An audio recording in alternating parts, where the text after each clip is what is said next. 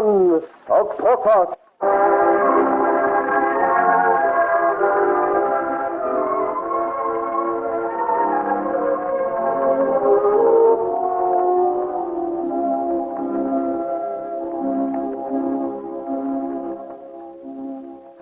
In the banquet hall of Freiburg Castle, the fat Governor Schultz is ready for his supper. He has already been interrupted once by his captain, who announces the arrival of two messengers from the Duke of Lorraine. Now he puts down his plate and twists his wine glass thoughtfully in his thick, stubby fingers, as the messengers themselves are escorted in by four imperial musketeers. His small, shrewd eyes narrow as he looks at them. Let the messengers advance 2 paces so I may see them properly. The long and the short of it. Well, which of you is the spokesman? I am Herr Schultz. The giant, Do you belong to Germany? No, Colonel. I am a native of Lorraine. And your friend? He is from Spain. You say you are charged with a mission from Prince Charles. What proof can you give that you do not come from Marshal Greggy? I have proof. One moment. Lend me your bayonet, Captain. Oh, you are safe. Never fear. I only want to split the seam. Thank you. There. Safe from French eyes. Sewn within the lining of my jacket. Here, Colonel, are my credentials. Thank you. Colonel Schultz, Governor of Freiburg. It is my lord's memorandum paper without a doubt. This is quite genuine. You can see his personal cipher. I am not doubting it. I know his writing. We wish you to receive the bearer of the present note with honor due an envoy of ours. How is it this note refers to but one of you? It was thought originally I should be able to manage alone, but then I encountered difficulties, and it seemed safer to have my friend Juan with me. If I did not manage to make it, and my size was against me, I thought a little one like Juan would slip through to you. He has the courage of a lion, even if he isn't as tall as some. How did you get through the enemy lines? We went into the marshal's camp under pretext of selling cherry brandy of our own making out of a cask we carried in our cart. The French will always stop fighting to start drinking, and they were interested in my cherry brandy. And then, watching our opportunity, we slipped into the trench and would have got through without much trouble, but my height gave me away among all these midgets of Frenchmen. What is the matter with your friend? Is he sensitive about his size? When I refer to the French midget, Herr Schultz, he is afraid you may mistake him for a Frenchman. He is very sensitive about that. And really, he may be. Go on. Your height gave you away. I stood out like a lamppost among the midget French in their ditches, and a hue and cry was raised. We jumped out and ran for it. The rest happened under the eyes of your men, and they can tell you what occurred. You were lucky not to be hit.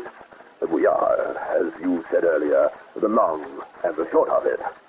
The French mind is a simple one and was confused. Besides, they are not good shots at any time, well. Now that you are here, what are you bringing me? News? Instructions, my lord. Private, precise, and confidential.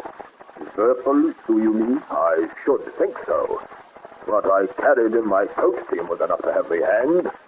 The Duke would not allow his messenger to carry, except in his head, the plans for the delivery of your city. Delivery of Freiburg? You will be free in 3 days. Oh, Captain, you may go. I wish to speak to these men alone.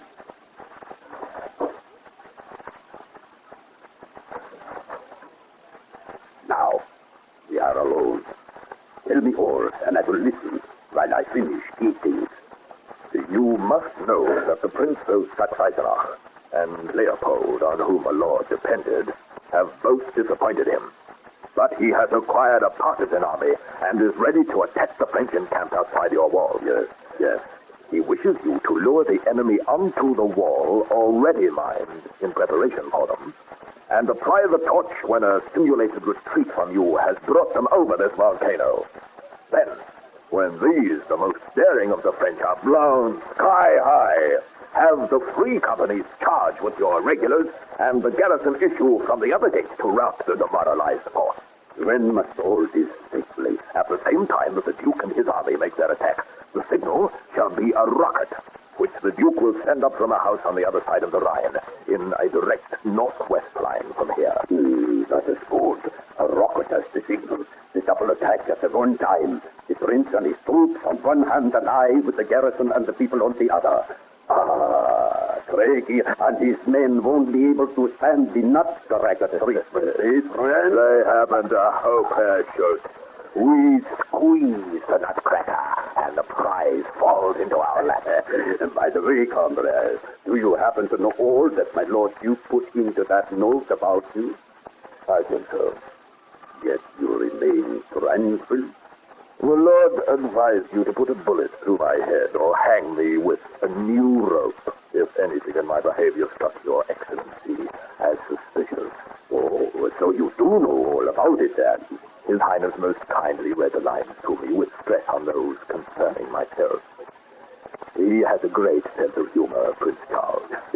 So have you, my fine Lorena.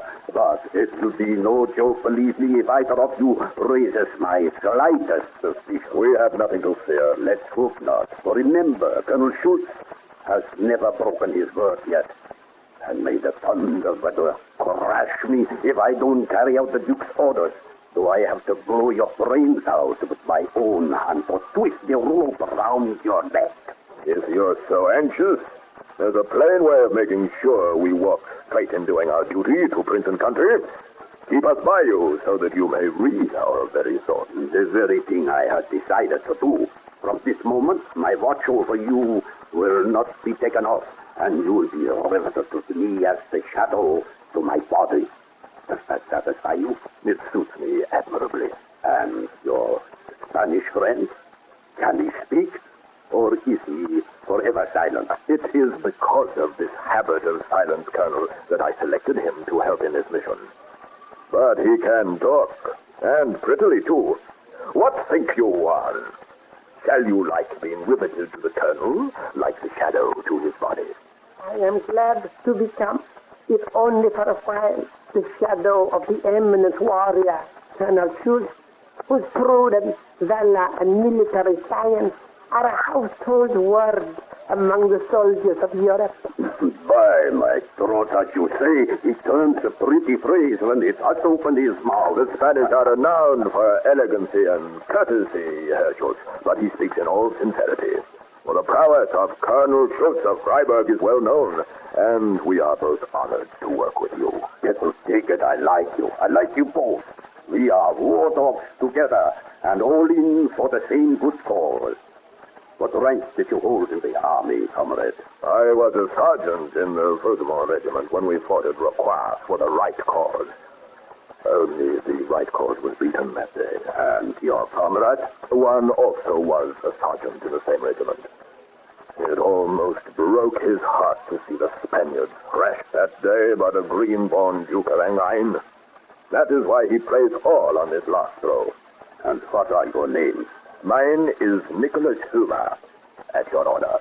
And Juan de Fernandez Felipe Manzanares.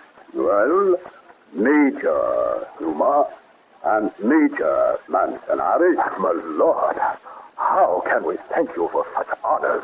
Major, not only will you accompany me now as I inspect the defenses on the ramparts, but you shall share my bed on board. Can you eat well and drink well, Major Huma? Look at the size of the body I have to feed, Herr Colonel. Good. You are a man after my own heart. Come then. It's time I went around of our defenses. I will show you the mined wall where we'll entice the cream of the French forces and blow them up to the sky before they know where they are. I shall be glad to see that. Oh, it will be a fine joke, I assure you.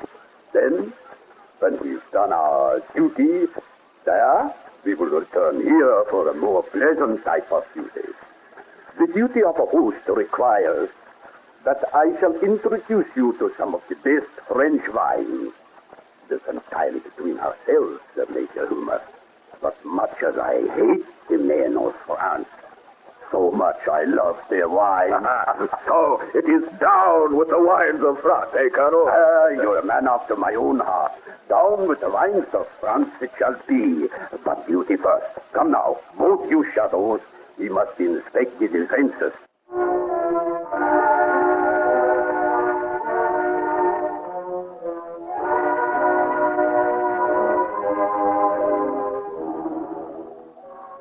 And it's down with the wines of France. For when Freiburg relieve, we shall soon replenish your cellars, Colonel. What more can a soldier ask, Major Homer? His duty done for the night, a roaring fire in the grate, and a dozen bottles of good French wine.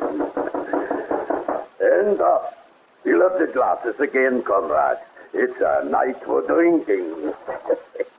My lord, the word and countersign for tonight. Word and countersign? Then come here that I may whisper it, fool. Do you think I'm going to shout such things at the top of my voice? Yeah, my lord. No, my lord. Make up your mind, you idiot. It is Vaterland. Vaterland. Have you got it? Yeah, my lord. And here are the keys for the night. Good, good. Now be off with you and shut the door. There's a confounded draught. Yeah, my lord. Old fires on the walls. The night is as black as the muzzle of an unclean gun, and the rain is falling fast. So much the better for the watchers. Good night, Corporal. Let us now drink to the good French grape. Let us drink, comrades, and go on drinking till Otto carries us all to bed, to the dark night and the rain, to a quiet and peaceful night, and to victory in the morning. To victory in the morning.